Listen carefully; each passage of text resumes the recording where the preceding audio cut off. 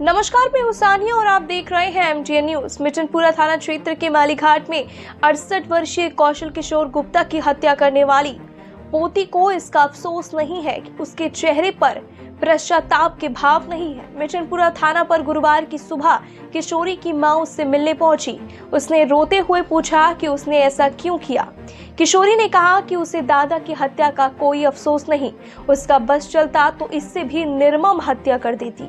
उसने कहा कि वह दादा से काफी परेशान हो गई थी, प्रेमी के साथ उसका संबंध आगे नहीं बढ़ रहा था, दादा उसका विरोध कर रहे थे।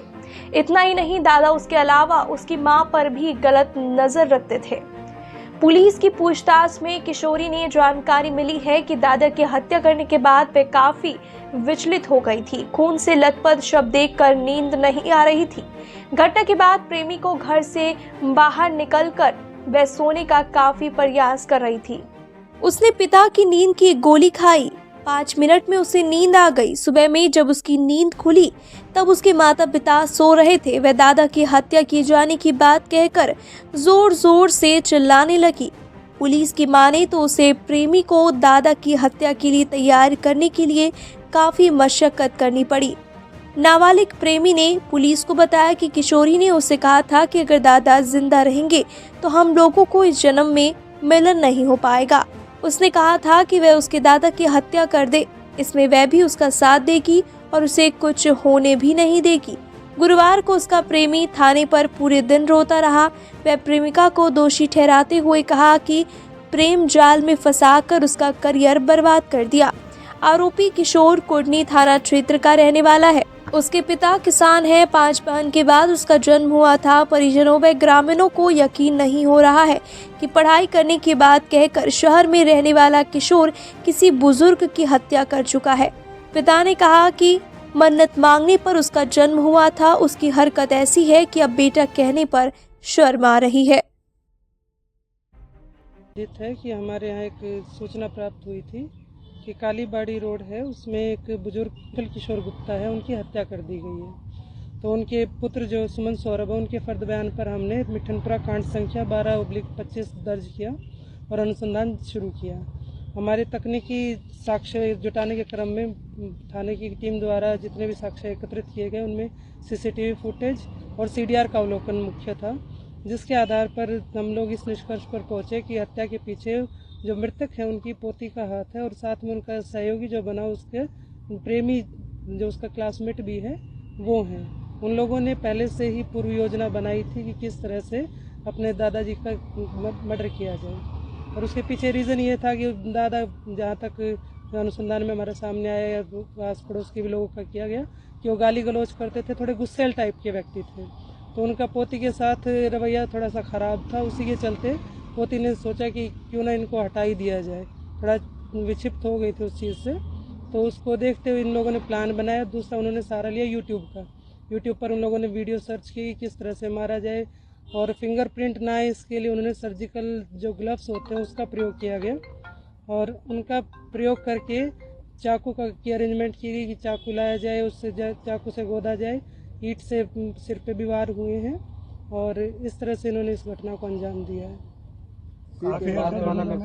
अफेयर है, दोनों ने स्वीकारा है कि क्लासमेट भी हैं दोनों, तो वो चीज़ सामने आई है। जिस समय सिर पे मैम वार किया गया था तो वो जो बुजुर्ग थे उनकी आवाज़ नहीं आई थी। घटना किस तरह से हुई थी कि जब ये लोग कमरे में एंटर किए तो वो जग गए थे, तो जैसे ही खड़े हुए तो पहले रिंच से सिर पे मारा गया, एक रिंच भी मिली है हमें, और उससे जैसे सिर पे मारा तो आवाज़ आने लगी तो बेडशीट से उन्होंने मुँह बांध दिया और लड़के ने फिर सिर पे पत्थर से वार किया। ईंट वहीं नीचे बेड के नीचे लगी हुई थी और लड़की ने चाकू से गोदना शुरू कर दिया और जो मृतक है उनके शरीर पर 37-38 चाकू के निशान हैं जो गोदे गए हैं। जो उनके बाकी परिजन है दूसरे कमरे में सो रहे हैं, क्या इसको उसके लिए उस लड़की ने पहले किया, उनके पिताजी हो सकता है ओकेजनली कभी कभी नींद की गोलियां लेते थे, तो गोलियां उनके पास थी।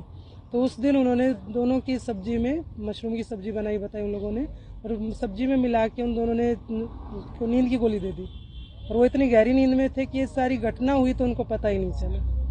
और फिर उसको रिएक्ट ऐसे किया गया कि कोई बाहर का व्यक्ति आके और उसको घटना को अंजाम दे के गए। ये पहले से प्लान करके रखे ये पहले से प्लान था, एक दो बार इनकी पूरी योजना भी बनी कि कर दिया जाए, लेकिन मौका ना मिल के या कुछ आपसी सहमति नहीं बनी, तो इस दिन को इन लोगों ने चुना कि इसको कर दिया जाए। हत्या के लिए जो चाकू इस्तेमाल किया गया था वो लोग कहाँ से? वो चाकू लड़के को बोला गया था कि तुम चाकू लेके आना, तो एक चाकू वो और एक रसोई वाला चाकू ऑलरेडी था, तो उसको उसने प्रयोग नहीं किया, लेकिन उस चाकू को भी साथ में दे के लड़के को कहा कि तुम खाली एक काम कर दो कि इसे बैग में ले जाओ और चाकू को कहीं जाके फेंक दो। और घर के तीनों मोबाइल, मम्मी पापा और उस लड़की का, तीनों मोबाइल उस लड़के को दे दिए कि जाके फेंक देना, ताकि शक ना जाए कि घर वालों का इन्वॉल्वमेंट है उसमें। तो दादा उनका प्रेम प्रसंग का विरोध करते थे? नहीं, प्रेम प्रसंग से दादा का कोई संबंध नहीं था।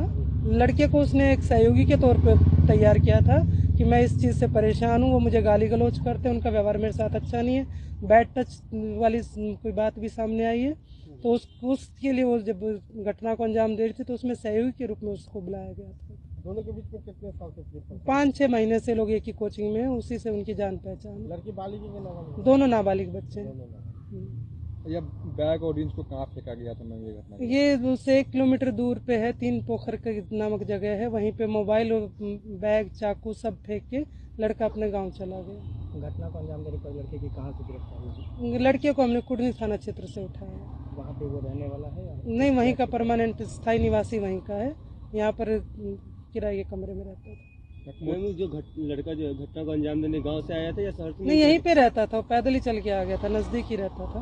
घर में कैसे प्रवेश किया? ऑलरेडी वो दरवाज़ा खोल के देख रही थी, सीसीटीवी फुटेज में भी आया कि लड़की बार बार झाँक रही है, वेट कर रही है आया कि नहीं आया, और उससे आने से पहले उन्होंने कॉल के लिए व्हाट्सएप का यूज़ किया ताकि उनकी हम CDR में उसका नंबर ना पा सके। घटना का टाइमिंग क्या रहा? घटना 10:45 के आसपास लड़का एंटर करता है और 11:45 को निकल जाता है।